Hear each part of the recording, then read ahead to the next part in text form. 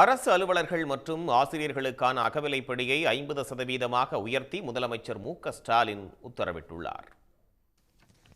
கடந்த ஆட்சியில் உருவாக்கப்பட்ட கடும் நிதி நெருக்கடி மற்றும் கடன் சுமைக்கு இடையே அரசு அலுவலர்கள், ஆசிரியர்களின் பல்வேறு கோரிக்கைகளை நிதி நிலைமைக்கு ஏற்ப படிப்படியாக நிறைவேற்றுவதில் அரசு முனைப்புடன் செயல்பட்டு வருகிறது. கடந்த ஆண்டு ஜூலை 1 முதல் ஒன்றிய அரசு பணியாளர்களுக்கு அகவிலைப்படி உயர்வை அறிவிக்கும் போதெல்லாம் உடனுக்குடன் தமிழ்நாடு அரசும் அதை பின்பற்றி வருகிறது.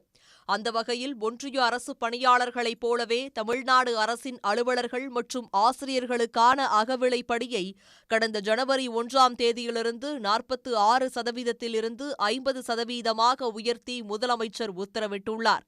இதனால் சுமார் 16 லட்சம் அரசு அலுவலர்கள், ஆசிரியர்கள், ஓய்வூதியதாரர்கள் மற்றும் குடும்ப ஓய்வூதியதாரர்கள் பயன்பெறுவார்கள்.